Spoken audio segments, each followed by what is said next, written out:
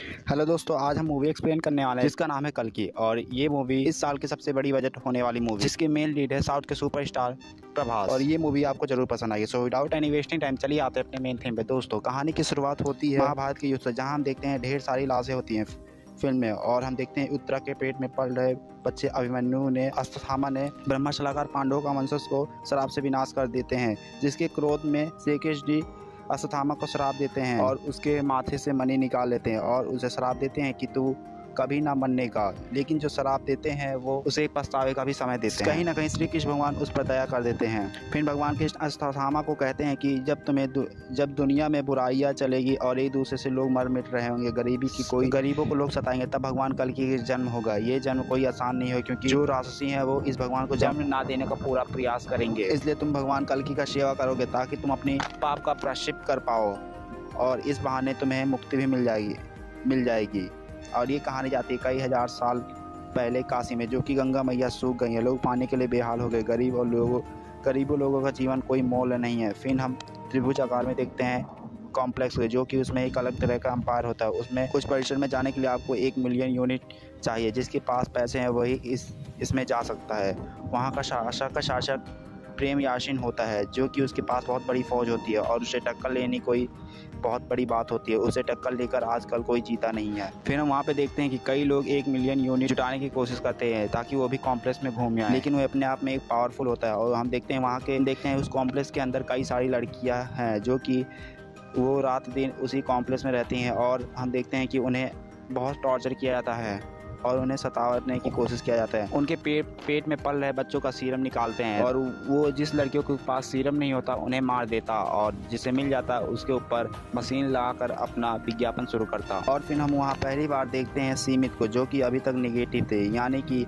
वहाँ पे लड़कियाँ कई सारी पॉजिटिव होती थी तो उन्हें मशीन पे रख कर अपना सीरम निकालने का आगे भी प्रोसेस जारी रहता है, लेकिन अगर नहीं रहता तो उन्हें निगेटिव घोषित कर देते हैं और उन्हें अगली बार ट्राई करने की कोशिश करते हैं। तभी हम सिमिति को देखते हैं, जो कि प्रेग्नेंट तो है लेकिन अभी तक वो निगेटिव ही पाई गई है। क्यों पाई है ये हमें भी नहीं पता है, वो फिल्म में हमें आगे पता चलेगा गाइस। फिर हम वहाँ देखते हैं भैरवा को, जो कि कई सारे बाउंडर्स को मारता है, जिस भी बाउंडर्स को मारता है उनके ऊपर इनाम रखा रहता है, और वो इनाम अपने आप पर शामिल कर लेता है।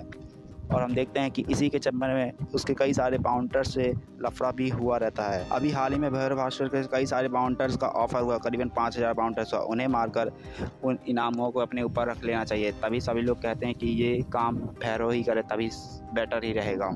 लेकिन हम भैरव को देखते हैं, उस बाउंडर्स को मारने में माहिर होता है। वो आसानी से उन बाउंडर्स को मार देता है, जो कि 5000 होते हैं।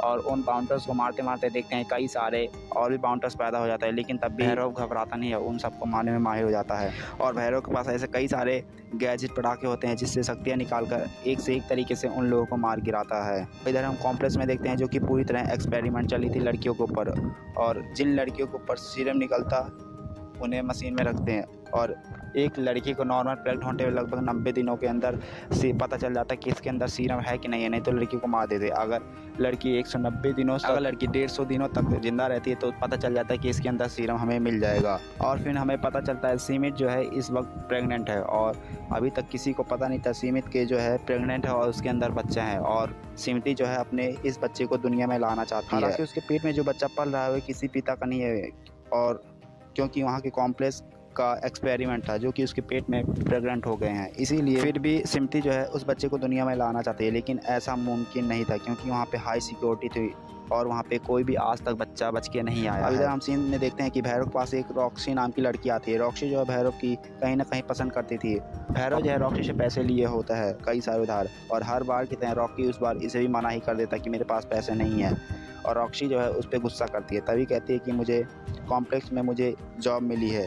तभी भैरव का भी सपना होता है कि किसी ना किसी तरह वो कॉम्प्लेक्स में जाए। तभी वो कहता है कि मैं भी चलूँगा कॉम्प्लेक्स तुम्हारे साथ। तभी भैरव को 1 घंटे के लिए वहाँ पे कॉम्प्लेक्स में काम मिलता है, और हम देखते हैं कि वहाँ पे काम करने के लिए वो दोनों घोड़सवारी करके इधर उधर घूमते हैं और अच्छे जगह पर घूम लेते हैं। लेकिन आखिरी में भैरव जो पकड़ा जाता है और उसे कॉम्प्लेक्स के बाहर फेंक दिया जाता है, लेकिन रॉक्सी को कॉम्प्लेक्स के अंदर रख दिया जाता है।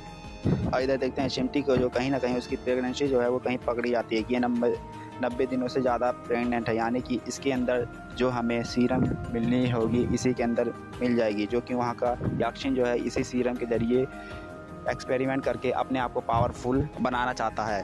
उसी सीरम के जरिए बना रहेगा और कई सारे इसी के चक्कर में कई सारे लड़कियों को ज़िंदगी बर्बाद कर चुका है अभी तक। और इधर देखते हैं कि सुमिति को जो मशीन में डालकर अपना सीरम का निकालने का प्रोसेस शुरू करते हैं। फिर हम कॉम्प्लेक्स के बाहर एक लड़की को देखते हैं जिसका नाम होता रहा है और हम देखते हैं उसके आगे पीछे रोबोट लगे हुए हैं क्योंकि वे। और फिर हम बूढ़े एक आदमी को देखते हैं जो कि उससे मिलती है और बूढ़े आदमी उसे मारकर एक मणि ले लेता है और हमें पता चल जाता है कि वह बूढ़े आदमी कोई और नहीं बल्कि अश्वत्थामा है जो कि कई सालों से अभी तक जिंदा थे क्योंकि उन्हें कल्कि जी का जन्म का अपने आप को सुरक्षित कराना था और जो कि कल्कि का जन्म वो है सुमिति के पेट में पले। तभी उन लोगों को पता चल जाता है जिन लोगों की वो प्रतीक्षा थी अभी वो समय आ चुका है। और फिर हम देखते हैं वो मणि छीन कर अश्वत्थामा अपने माथे पर लगा देते हैं और फिर हम देखते हैं कि चीज़ें सुपर नेचुरल चीज़ें होने लगती है, लाइट आने जाने लगती है उस कॉम्प्लेक्स के अंदर। और हम देखते हैं लाइट बंद होने के कारण सुमिति उसका फ़ायदा उठाकर अपने दोस्त के पास जाती है जो कि एक स्पाइसिस बनकर उसकी दोस्त आई होती है और उसे कॉम्प्लेक्स के बाहर निकालने में सुमिति को मदद करती है। लेकिन सुमिति तो बाहर निकल जाती है लेकिन कहीं ना कहीं उसकी दोस्त मारी जाती है। अब वो लड़की क्यों मारी जाती है? क्योंकि उसे पता था कि सुमिति के अंदर कल्कि जी जन्म लेने वाले हैं जो कि उसकी प्रतीक्षा में अभी तक वो भी लड़की जिंदी थी, इसलिए वो अपने आप को बलिदान देकर अपने आप को मरवा लेती है उस कॉम्प्लेक्स के अंदर। फिर जैसे ही ये सब बातें को पता चलता है कि सुमिति जो है इस कॉम्प्लेक्स के बाहर चली गई है और उसी के अंदर सीरम है जो कि उसे कई सालों से प्रतीक्षा से वही उसे पावरफुल सीरम के जरिए बना सकता है। इसीलिए ये सब सुनकर बौखला जाता है जो कि मानस कमांडर होता है और उस लड़की के पीछे अपने सारे 1-2 मिलियन और यूनिट बढ़ाकर उसके ऊपर इनाम लगा देता है और कहता है कि उसे जाकर ढूंढ के लाओ। और हम देखते हैं कि बाउंसर जो है अब मिलियंस इनाम होने के बाद बाउंसर जो है हथियार लेकर उसे ढूंढने लगते हैं और उस बाउंसर को कहीं ना कहीं सीमित का लोकेशन पता चल जाता है और सीमित को बचाने वाला एक बीरन नाम का आदमी है जो कि उसे लेकर जा रहा था। और हम बीरन के साथ साथ देखते हैं उसके कई सारे साथी भी होते हैं, कायरा जैसी कई सारे लड़कियां बहादुरी। और हम देखते हैं यही सीमित को जो मदद करेंगे उन्हें उस बाउंटर्स को बचाएंगे। और हम देखते हैं बाउंटर्स इनाम लगने के बाद भैरवा भी जो है इनाम के चक्कर में उनके साथ सीमित को पकड़ने के लिए आगे हो जाता है। और हम देखते हैं कि कॉम्प्लेक्स वालों को सीमिति का भी लोकेशन पता चल जाता है, इसलिए उसके पीछे अपनी बहुत बड़ी फौज लगा देते हैं और उसे पकड़ने में, और वो लोग पकड़ने में कहीं ना कहीं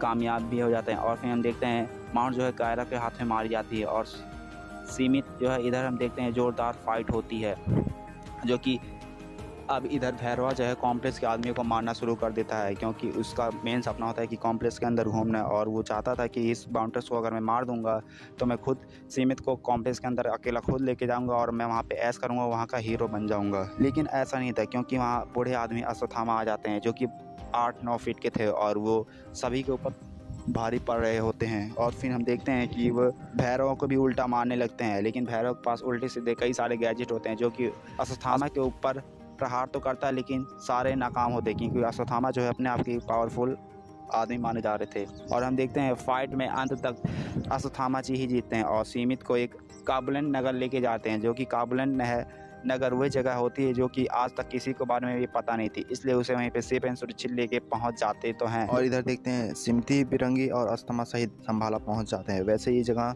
अभी तक किसी को नहीं पता था कि संभाला कौन है और कहाँ संभाला जगह कहाँ पे और कैसा है। यहाँ पे ये लोग नहीं जानते कि सुमिति के पेट में माता जी ही जन्म लेने वाली है जो कि उन लोगों की प्रतीक्षा थी 6 सालों से। और ये लोग अभी सुमिति को लेकर कुछ भी नहीं मान रहे थे क्योंकि उन लोगों को ये सब विश्वास लगता है। फिर हम देखते हैं कि वहाँ पे एक जोरदार बारिश होता है जो कि सब लोग चौंक जाते हैं क्योंकि पिछली बार बारिश कब हुई थी इन लोगों को खुद ही नहीं आती है। और वहाँ के लोगों को पता चलता है हाँ ये कोई जरूर चमत्कार ही है, तभी ऐसा बारिश हुआ। अब वहाँ के लोग सुमिति को भगवान माँ की तरह पूजा करते हैं, लेकिन सुमिति को जरा सा भी समझ में नहीं आ रहा था कि ये लोग कर क्या रहे हैं। और हम देखते हैं कि अश्वत्थामा उसकी हर तरह से ध्यान रखते।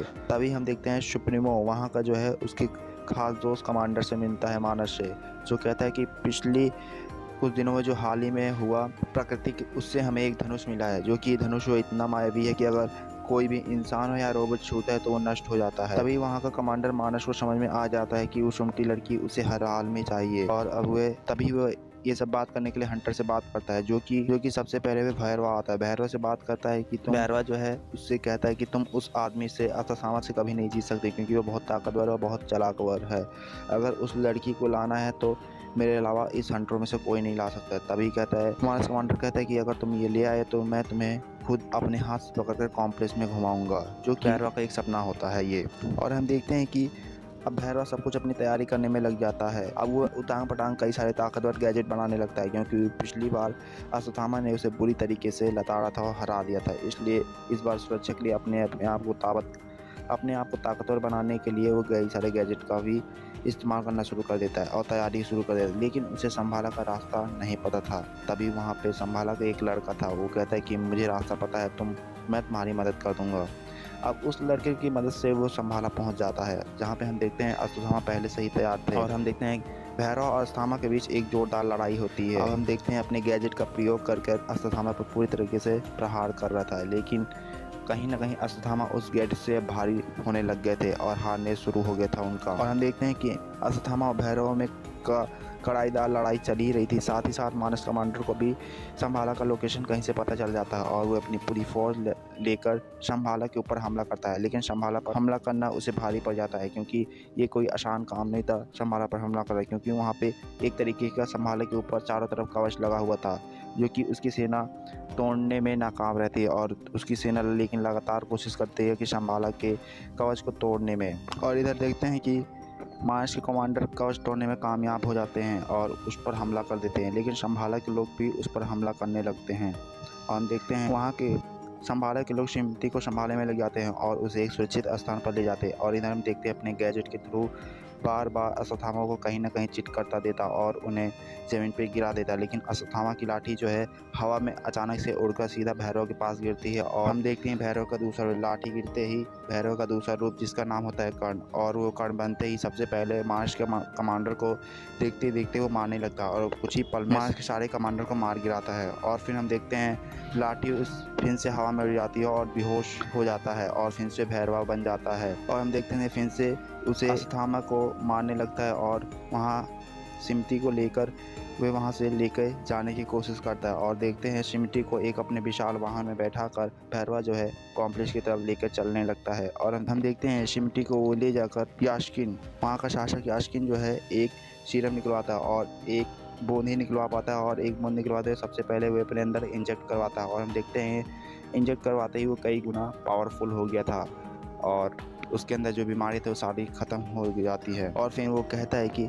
अब आप लोगों को अश्वत्थामा के पास जाने की ज़रूरत नहीं है, अब वो खुद आएगा उस लड़की को लेकर यहाँ पे। और हम देखते हैं ये फिल्म यहीं पे ख़त्म हो जाती है और इसका पार्ट 2 कंटिन्यू करने के लिए अगले साल हमें देखने को मिलेगी।